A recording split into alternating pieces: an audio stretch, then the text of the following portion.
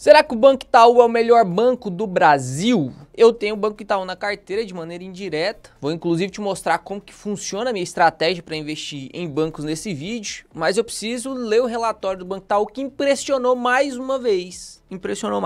Parece que é uma máquina de fazer dinheiro, é uma máquina. Ele não para. E ele soltou o relatório no dia 8, quinta-feira depois do fechamento. No dia 9, sexta-feira passada, abriu o mercado com o relatório aberto, ou seja, teve aí uma oscilação de 5,4%, porque o relatório e os resultados foram satisfatórios. Aí, hoje, abrindo a bolsa, veremos se vai ter mais alguma oscilação ou não, mas eu acredito que a alta do Itaú vai ficar por isso mesmo. Aqui na Ward, quando eu vou no Stock Screening, para poder fazer a triagem de ações e ver o que mais está passando dentro do meu ranking, no ranking Bazin, no Grah e tal, eu clico aqui em bancos, que é uma nova atualização que tivemos aqui na Ward agora. Você consegue ver aqui que os bancos que passam no ranking GD, só Banco Brasil e o Banco Itaú, né? Se a gente tirar os filtros e colocar todos os bancos, perceba, tem o Banco Basa, tem o Banco Brasil e depois vem o Itaú, logo de cara aqui em terceiro lugar. Os top 3 bancos, então, seriam esses 3, tá? Banco do Brasil vai soltar o relatório hoje, então hoje, depois do fechamento da bolsa, solta o relatório. Amanhã provavelmente vou trazer para vocês aí o resultado do Banco do Brasil pra gente já comparar, porque eu já trouxe o resultado do Banco Bradesco. Agora eu vou trazer hoje, né? A gente vai ver o resultado do Banco Itaú. Amanhã eu tenho o resultado do Banco do Brasil nas mãos para poder gravar um vídeo também. E você, em 3 dias, né, no decorrer desses 7 últimos dias aí, você vai aprender a analisar banco como muitas pessoas não conseguem analisar. Isso sem pagar nenhum real, né? Tô aqui dando meus 320%, 100% meu, 220% de Deus para te ensinar tudo. E hoje eu vou te ensinar mais um detalhezinho nos bancos aqui, mais uma coisinha que você vai aprender pra gente te ensinando através de escadinhas e você ir aprendendo e acumulando cada vez mais conhecimento, beleza? Então aqui na Word você clica no nome, já vai te encaminhar lá direto pro RI da empresa, e aqui na parte do RI da empresa você clica em central de resultados e baixa aí a apresentação de resultados para acompanhar junto comigo, tá? Vai abrir esse documento aqui, já dei uma lida, já sublinhei o que eu quero falar para vocês, os pontos principais e importantes aqui, a gente vai discorrer sobre o Banco Itaú. E aí você já pode clicar aqui também e abrir a análise avançada, que a gente vai fazer o nosso preço teto projetivo aqui do Banco Itaú para ver se ainda tem margem para comprar, se não tem, como que tá funcionando, como que tá o preço do Banco Itaú, se tem mais margem de segurança do que o Banco Bradesco ou não, se tem mais margem, amanhã a gente vai ver se tem mais margem do que o Banco do Brasil ou não. Vamos lá. Chegando aqui de cara, o Banco Itaú já mostra os destaques e você já consegue ver um lucro líquido maior do que o trimestre anterior. Todo trimestre ele sobe o lucro líquido, todo trimestre. E não é uma subidinha qualquer, é uma subidinha de 200 milhões. No trimestre anterior, no quarto trimestre de 2024 foi 10,9 bi e a gente já falou assim, nossa, mas ele bateu de novo mais um recorde. Pois é, agora mais um recorde batido, né? 11,1 bilhão. Você entende que é 11,1 bilhões de reais em um trimestre de lucro líquido? Olha o tamanho desse negócio, né? Olha o tamanho desse negócio. Cresceu 2,2% do quarto trimestre por quinto trimestre e subiu do primeiro trimestre lá do ano passado até este ano, um ano corrido, subiu 14%. É muita coisa, é muita coisa. Porque, convenhamos, uma coisa é um banco pequenininho multiplicar 14% o seu lucro. Afinal, é só ele emprestar para mais algumas pessoas ali, fazer mais... É um banco pequenininho, lucro de 50 milhões por trimestre, imagina. BR Partners. Para ela dobrar o lucro líquido dela é muito mais fácil do que o Banco Itaú dobrar o lucro líquido dele, porque o Banco Itaú já tem uma proporção muito grande. E mesmo tendo uma proporção muito grande, o Banco Itaú ainda consegue crescer seus lucros parecendo que ele é uma empresa que está começando agora, né? Se o Banco Itaú continuar multiplicando 14% de seus lucros todos os anos, meu amigo, vai dominar aí o Brasil inteiro, vai dominar a América Latina inteira, né? Então, realmente um banco absurdo. Quando a gente olha para o ROI, olha isso aqui, o ROI consolidado. Olha que doideira. Consolidado é tanto no Brasil quanto nas suas unidades da América Latina, né? Então, tanto no Brasil quanto no exterior, 22,5. Se a gente pegar só do Brasil, dá 23,7. Um ROI absurdo. Não sei se o Banco do Brasil aguenta isso aqui não, viu? Não sei se o Banco do Brasil aguenta isso aqui não. Aqui a gente vê o índice de eficiência também diminuindo. E aí, quando eu falo para você índice de eficiência e falo que ele diminui, parece que a eficiência diminuiu, né? Mas o índice de eficiência é uma coisinha que eu vou te ensinar hoje. Você vai entender se é melhor ele cair, se é melhor ele subir, o que ele quer dizer, por que ele é importante, por que ele tá nos destaques. Parou para pensar? Por que esse índice está nos destaques? Eu nem sei analisar isso. Vai aprender hoje, vai aprender hoje. E aqui o capital principal, que é o capital com maior qualidade do banco para cobrir perdas. Se empresas ficam inadimplentes, se pessoas ficam inadimplentes, como que o banco vai cobrir essas perdas? É através principalmente do capital principal, que é esse 7.1. E o Banco Itaú tem um 7.1 muito alto, né? É um banco muito seguro. Por exigência da nova regra do índice de base, por exigência, quase não saiu esse exigência, por exigência, agora saiu tudo, né? Do Banco Central, com o novo acordo de Basileia 3, é obrigatório que o banco mantenha no tamanho do Itaú pelo menos 8% de 7.1. 8%. O Banco Itaú mantém 12,6%, ou seja, o risco que ele está correndo está muito bem coberto. É um banco mais seguro mesmo, tanto para quem está depositando lá quanto para investidores também. Carteira de crédito. A gente consegue perceber que mesmo com esse aumento do lucro de 10,9 para 11,1, consegue perceber que a carteira de crédito não subiu tanto. Olha só, pessoas físicas, subiu aqui 4 bilhões na carteira de crédito. É porque o Banco Itaú é muito grande, né? Uma subida de 1, 2% é muitos bilhões de reais, né? Mas enfim, você consegue perceber aqui que no total a carteira de crédito deu uma diminuidinha. Tá 1,3 trilhões, né? 1,3 trilhões de reais, enquanto em dezembro de 2024 era 1,4 trilhão. Ou seja, deu uma diminuidinha aqui na carteira de crédito, mas nada que atrapalhou o resultado do banco. Na verdade, pelo contrário, né? Teve a otimização de resultado mesmo com a carteira de crédito diminuindo um pouquinho. Quando a gente olha para a qualidade de crédito, e aqui a gente consegue ver a qualidade de crédito, quando eu analisei Banco Bradesco com vocês viram que eles trouxeram a inadimplência só de 90 dias, né? Então aqui, o Banco Itaú, ele traz tanto de 15 a 90 dias, quanto o de 90 dias mais. Esse NPL é só inadimplência mesmo, tá? Então, NPL de 15 a 90 dias, normalmente esse que deve ali entre 15 e 90 dias, é normalmente aquelas pessoas que vão conseguir pagar. Em geral, mais de 50% dos devedores de 15 a 90 dias pagam suas contas e voltam a ficar adimplentes. Já quando passa a NPL aqui mais de 90 dias, então um devedor passa mais de 90 dias devendo, em geral, ele vai prolongar esse débito aí, ele não vai pagar, vai depois cair em renegociação, o banco não gosta de renegociação, né? Então, o banco quer que você pague o que você deve para ele. Então, teoricamente aqui, o mais importante para nós é o de 90 dias. Mas é legal quando você tem os dois, porque você consegue ver que o de 15 a 90 dias está no total 2,2. E aqui, no consolidado acima de 90 dias, 1,9. Consegue perceber que esse aqui é maior do que esse, ou seja, eles estão conseguindo converter bastante os de 15 a 90 dias, né? Porque quem não paga entre 15 e 90 dias vira um devedor de 90, né? Concorda comigo? Imagina, 10 pessoas não pagaram de 15 a 90 dias. E aí eu vou lá e consigo recuperar alguns. Aí passa 7. 7 pessoas não conseguem recuperar. Essas 7 pessoas vão virar os 90 dias. Então esse NPL, normalmente ele vai ser maior do que esse NPL de cá. E olha a comparação de 1,9 de inadimplência. Você lembra que eu falei pra vocês lá no Banco Bradesco, quando a gente tava analisando, que o ideal é menor do que 3%? E você falou assim, nossa, mas o Bradesco tá 4,1 ou 5,1, se eu não me engano. Olha só a inadimplência do Banco Itaú, né? Maior carteira de crédito que existe de todos os bancos, mesmo assim com a inadimplência muito baixa. Gestão muito boa, né? Gestão muito boa. Quando a gente passa aqui para as despesas não recorrentes de juros, porque você já aprendeu a diferença entre despesa financeira, despesa operacional, receita financeira e receita operacional. Se você ainda não aprendeu isso, meu amigo, você tá vacilando. Você tem que pegar os últimos 30 vídeos do canal, eles serão muito importantes, porque a gente vai analisar várias e várias empresas de segmentos diferentes, e eu vou te ensinar uma coisinha em cada um. Por exemplo, agora eu vou te ensinar essa parte do índice de eficiência. Você que vai cair no vídeo amanhã, por exemplo, né? Tô falando com uma pessoa lá do futuro ou uma pessoa do passado. Assistiu o vídeo anterior e assistiu só o vídeo que vem, não assistiu esse, não vai saber o que é índice de eficiência. Mas o cara que acompanha tudo, e você que caiu aqui agora nesse vídeo e vai começar a acompanhar, eu recomendo fortemente que você pegue os últimos 30 vídeos do canal e venha trazendo conhecimento de 30 vídeos pra cá. Porque eu te prometo que eu sempre te ensino alguma coisa nova. Eu te prometo que eu sempre vou te ensinar alguma coisa nova. Existe conteúdo pra caramba que vocês precisam aprender e eu tô aqui pra te entregar essas coisas de graça, de verdade. É só basta você querer. Na verdade não é de graça. Sabe qual que é o custo? 2 cliques. É assim, ó.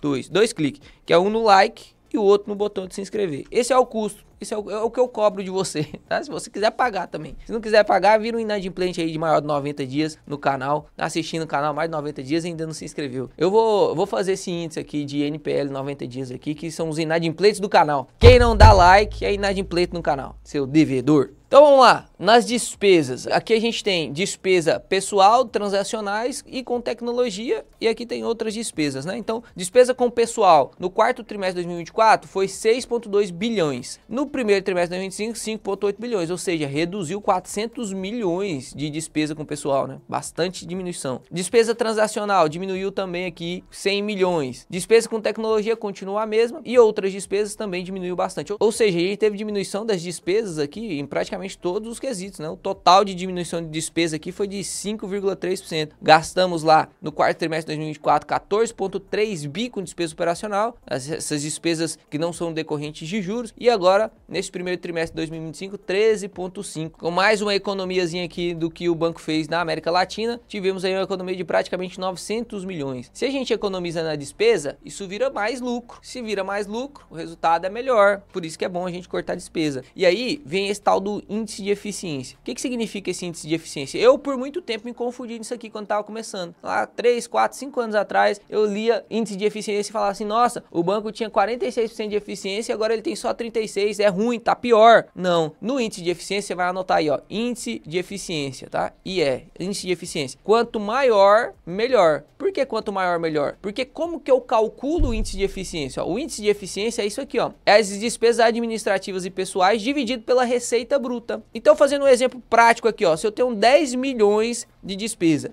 e 100 milhões de receita bruta, eu tive 10% de índice de eficiência. Se eu, preste atenção, se eu subo a minha despesa, vou subir a minha despesa aqui agora para 40 milhões, ó, subir de 10 para 40. O índice de eficiência vai subir de 10% para 40. Ou seja, o índice de eficiência subindo de 10 para 40 mostra que eu tive mais despesa, então eu tenho menos possibilidade de lucro. Ou seja, quanto menor, melhor. Aqui eu coloquei o símbolo errado, tá? Quanto menor, melhor. Quanto menor, melhor. Quanto mais baixo for meu índice de eficiência, significa que eu tenho menos despesa administrativa e pessoal referente quando eu faço comparativo com a minha receita bruta. Ou seja, o Banco Itaú, desde 2019 até 2025, depois de 6 anos, né, ele conseguiu diminuir esse índice de eficiência aí em caso de 8%, ou seja, é 8% a menos de despesa que pode virar lucro. Porque essas despesas, se eu não tô gastando ela com o pessoal e não estiver gastando ela com mais nada, vai virar lucro para nós. Ou seja, quanto menor o índice de eficiência, melhor. Qual que é o índice de eficiência bom, Léo? Normalmente, quando o índice de eficiência menor do que 50% já é bom, tá? Menor de 50% já é bom. Quando está abaixo de 50% e continua diminuindo, normalmente significa isso aqui, ó, automatização de serviços. Porque muitas vezes você precisa de uma pessoa para fazer e aí você gasta com aquela pessoa, salário. Você precisa de 2 máquinas para fazer, então você gasta com aquelas 2 máquinas. Conforme você vai automatizando o seu sistema e vai trazendo cada vez mais tecnologia para isso, agora você não precisa daquela pessoa para instruir o velhinho. Você pode, por exemplo, colocar uma inteligência artificial lá para ajudar o velhinho. Você pode, por exemplo, com uma máquina mais eficiente, não precisar de 3 máquinas. Só uma máquina já resolve o seu problema. Isso você vai economizando, entende? Você vai economizando. E você só consegue economizar num serviço que não tem como deixar de ser feito se você realmente diminuir custo e automatizar sistemas. Não tem o que fazer. E o Banco Itaú, realmente é muito eficiente nisso. É o banco que mais se atualiza, é o banco que realmente está sempre correndo atrás das fintechs. Depois que surgiu o Nubank, surgiu o Banco Inter, qual foi o banco dos 4 tradicionais? O Bradesco, Santander, Itaú e o Brasil. Quais foram os que mais se atualizaram? Quais foram? Primeiro, sempre levando a carreta na frente, o Atualizou atualizou muito rápido. Depois o Banco Brasil, por impressionante, né? Por mais impressionante que pareça, o Banco do Brasil ficou ali em segundo lugar nesse carro das atualizações. Então, o Banco Itaú, ele vem reduzindo muito a despesa. Aí você não consegue mais subir receita, o que você pode fazer para aumentar seu lucro? Diminuir despesa. E aí o Banco Itaú, ele é bom pra caramba e sem medo de te falar, ele é o melhor banco do Brasil, não tem, é melhor de todos, é o Banco Itaú. Depende do preço para você comprar ele, mas que ele é bom, ele é bom. E aí o Banco Itaú, ele consegue fazer os dois, né? Ele diminui despesa e aumenta o lucro. Por isso que o resultado sempre está subindo. Aqui ele deixa o guidance de 2025, ou seja, as metas que ele quer bater em 2025. O crescimento da carteira de crédito total, ele quer que cresça entre 4,5% e 8,5%.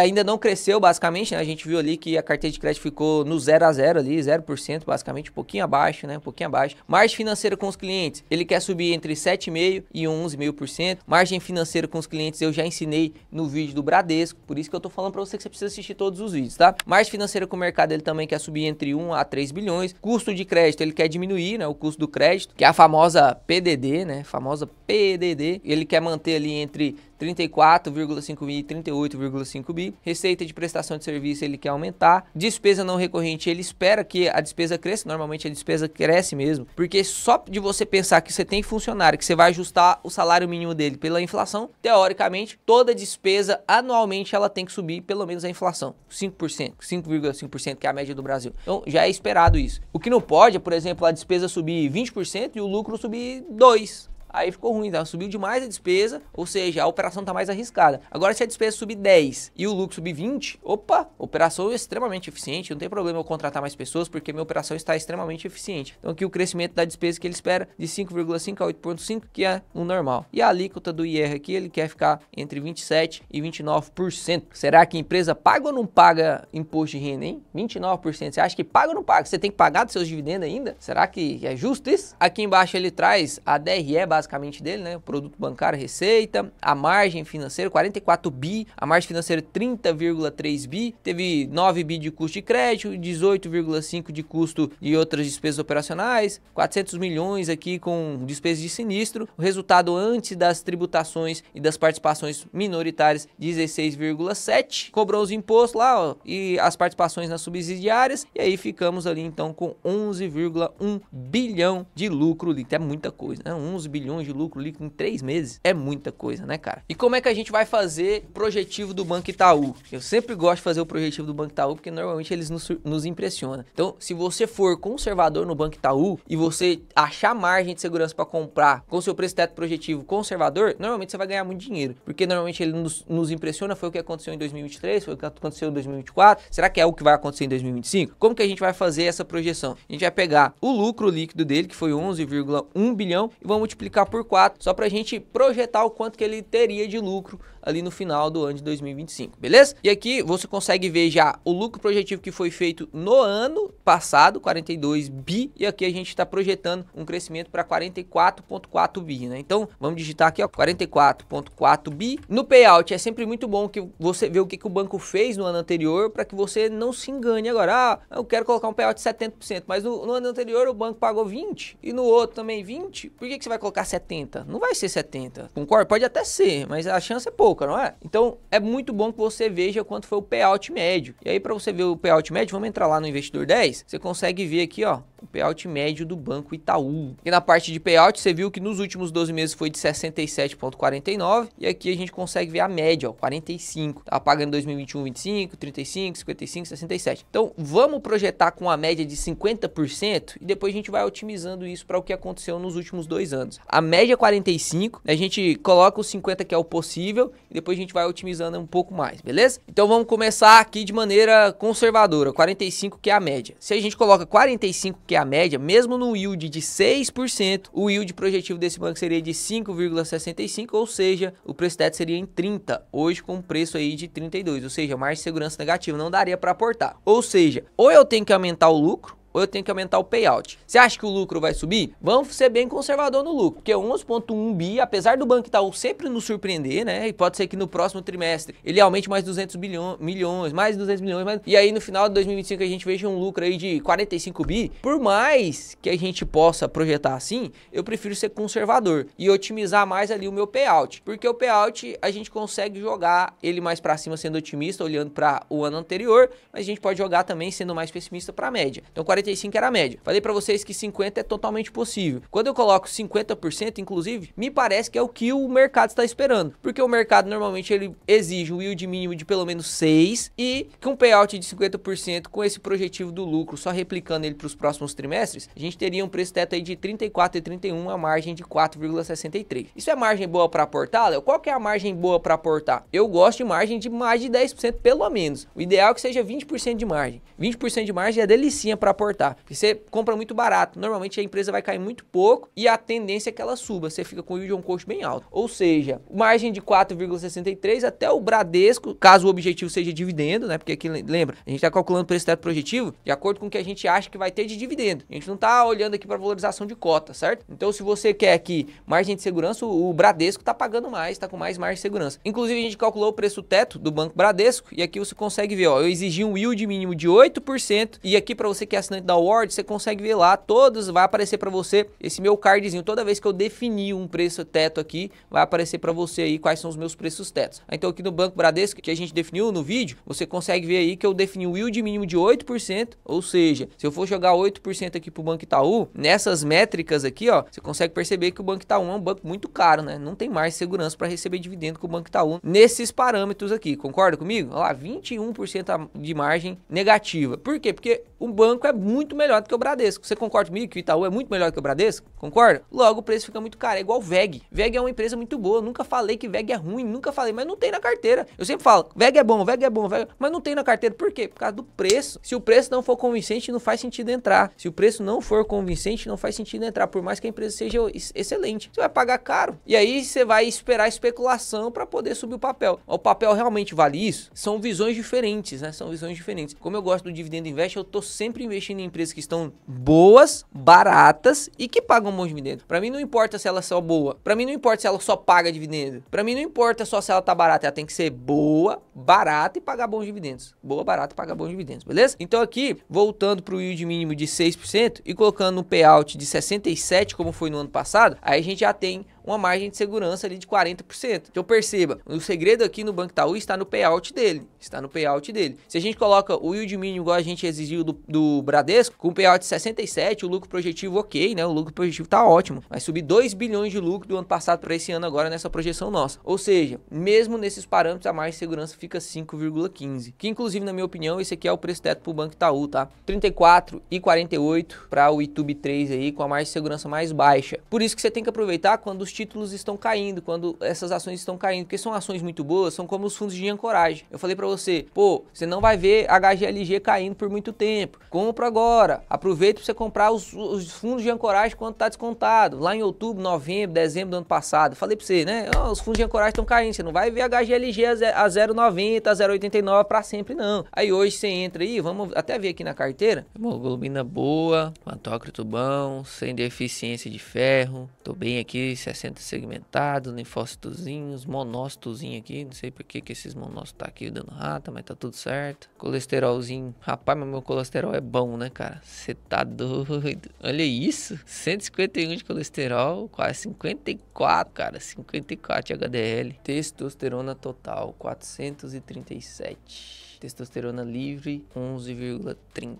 Tá bem, também. Não tamo lá aqueles foguetes, né? Não estamos lá aqueles foguetes, mas nós estamos bem. Galera, olha isso aqui. Olha minha testosterona aqui. Chegou agora meus resultados de exame. Tô compartilhando eles com vocês aqui no meio do vídeo, tá? 437 testosterona total. Imagina se eu tivesse 1000. Quantos vídeos sairia por dia se eu tivesse 1000 de testosterona? Aí, consolidou a carteira. Tava esperando consolidar a carteira, por isso que eu fui olhar os exames. Olha só, eu falei pra vocês quantas vezes que o HGLG ao 0,89 não ia ficar muito tempo. Pois é, já. Quase todos os fundos imobiliários já estão no verdinho, né? Os que não estão no verdinho estão quase chegando lá. Por quê? Eu já falei pra vocês. Porque coisa boa não fica descontada muito tempo. É a mesma coisa aqui com o Banco Itaú. Você tava esperando o Banco Itaú ficar descontado assim por quanto tempo? Se você é o cara que quer comprar Itaú, não faz sentido você ficar esperando. Ah, Léo, mas você não comprou Itaú. Comprei sim. Comprei através de Itaúsa. Olha a minha valorização aqui, ó. Com Itaúsa, 18,75%. Comprei Itaú, quando tava barato. E aí, inclusive, eu vou deixar esse vídeo aqui pra você, que é a comparação entre Itaú e Itaúsa. Porque a Itaúsa tem 93% do resultado dela de Itaú. Comprar Itaúsa é a mesma coisa que comprar Itaú? Não. Você tem que ver a diferença lá nesse vídeo. Eu fiz um vídeo espetacular para você ver a diferença entre a holding e o próprio banco. Qual que é a diferença? O que você está disposto a correr de risco quando você compra Itaúsa? O que você está disposto a correr de risco quando você compra Itaú? Beleza? E aí eu quero que você deixe nos comentários aqui se você está comprando Itaú, se você está comprando Itaúsa, né? Você vai assistir o vídeo lá e vai aprender a fazer a conta se vale a pena comprar Itaúsa ou não. É quase igual aquela conta que você aprendia no Jornal Nacional, né? Compensa mais colocar álcool ou gasolina. É a mesma coisa, Itaú ou Itaúsa, né? Vamos ver o que compensa mais, Itaú ou Itaúsa. Tem que fazer a conta. Me deixa aqui nos comentários se você está comprando Itaú e Itaúsa ou se está interessado não lá no Bradesco, né? Agora que já subiu, não tá mais na hora de comprar, né? Mas se você tivesse que comprar um deles agora, qual você compraria? Amanhã sai o resultado do Banco do Brasil, eu te espero aqui pra você amassar esse like. Se não amassou, amassa agora, amassa esse like aí e deixa a sua inscrição. Tamo junto! Fiquem com Deus, Papai do Céu abençoe vocês, até amanhã.